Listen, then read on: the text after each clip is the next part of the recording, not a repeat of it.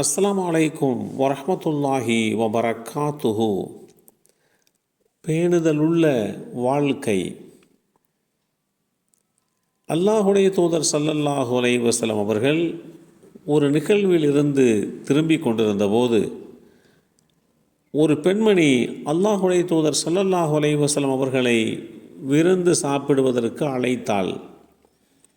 அந்த அழைப்பை ஏற்றுக்கொண்ட அல்லாஹுடைய தூதர் ஸல்லல்லாஹு அலைஹி வஸல்லம் அவர்கள் உணவை சாப்பிட துவங்கும் போது அங்கு பரிமாறப்பட்ட அந்த உணவு உரிமையாளரிடத்திலே முறையான அனுமதி பெறாமல் பெறப்பட்ட பொருட்களிலே இருந்து சமைக்கப்பட்டது என்பதை அறிந்து கொண்டு அந்த உணவை தயாரித்த அந்த விருந்துக்கு ஏற்பாடு செய்த அந்த பெண்ணை அழைத்து விவரம் கேட்கிறார்கள் அல்லாஹுடைய தூதர் ஸல்லல்லாஹு அலைஹி வஸல்லம் அவர்கள்.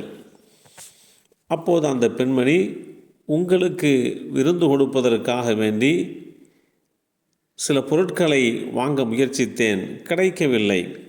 இறுதியில் அண்டை வீட்டார் தற்போது அவர்களுக்குண்டான அந்த பொருளை கொடுத்தார்கள். அதன் மூலமாக வாங்கியிருக்கக்கூடிய அந்த பொருட்களை வைத்து இந்த உணவு தயாரிக்கப்பட்டிருக்கிறது.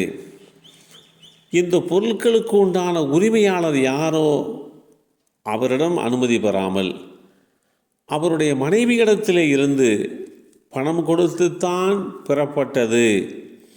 கணவர் வீட்டில் இல்லை. மனைவியிடம், நீங்கள் எப்படியாவது உங்களுடைய கணவரிடத்திலே சொல்லி அதற்குண்டான அனுமதியை பெற்றுக்கொள்ளுங்கள் என்று கூறி பணம் கொடுத்துத்தான் அந்த பொருட்கள் எல்லாம் வாங்கி வரப்பட்டன என்று அந்த பெண்மணி நடந்த விஷயத்தை எடுத்துரைக்கிறாள். அல்லாஹுடைய தூதர் ஸல்லல்லாஹு அலைஹி வஸல்லம் அவர்கள், இல்லை, யார் அந்த பொருளுக்கு உரியவரோ அவரிடத்திலே அனுமதி பெறாமல் அவர் அறியாத நிலையிலே காசு கொடுத்து வாங்கப்பட்டிருந்தாலும் அந்த உணவு நான் சாப்பிடுவதற்கு உகந்த உணவு இல்லை என்று அல்லாஹுடைய தூதர் ஸல்லல்லாஹு அலைஹி வஸல்லம் அவர்கள் இதை நிராகரித்து வாழ்கின்ற கைதிகளுக்கு உணவாக கொடுத்து விடுங்கள் என்றார்கள். அல்லாஹுடைய தூதர் ஸல்லல்லாஹு அலைஹி வஸல்லம் அவர்கள் நடந்து கொண்ட இந்த விதம் குறித்து அபூதாவூத் என்ற நூலிலே 332 என்ற எண்ணிலே பதிவு செய்யப்பட்டிருக்கக்கூடிய நபி மொழி இந்த செய்தியை நமக்கு தெளிவுபடுத்துகிறது.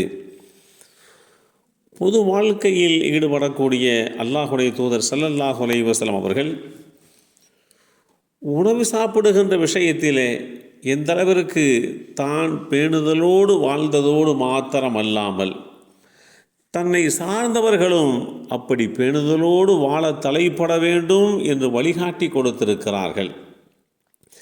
வாங்கப்பட்ட பொருளுக்கு உண்டான பொருளாதாரத்தை, காசு பணத்தை கொடுத்து விட்டாலும், ஆனால் யார் உரியவரோ, அதற்கென்று உரிமைப்பட்டவர் யாரோ அவர் அறியாத நிலையிலே அவருடைய பொருள் விலை பேசப்பட்டு விற்கப்பட்டு அவருடைய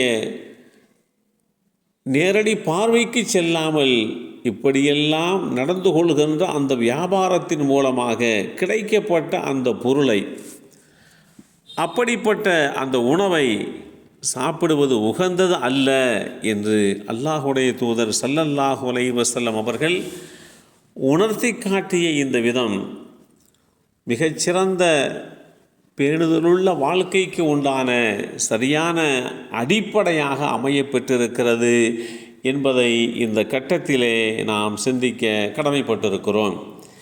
எல்லாம் வல்ல அல்லாஹு தாலா உணவு விஷயமாக இருக்கட்டும், மற்ற விஷயங்களாக இருக்கட்டும், ஏனைய விஷயங்களிலேயும் பேணுதலுள்ள வாழ்க்கையை வாழ்கின்ற வாய்ப்பை நமக்கும் நம் சந்ததிகளுக்கும் வழங்கி அருள் புரிவானாக. அஸ்ஸலாமு அலைக்கும் வரஹ்மத்துல்லாஹி வபரக்காத்துஹு.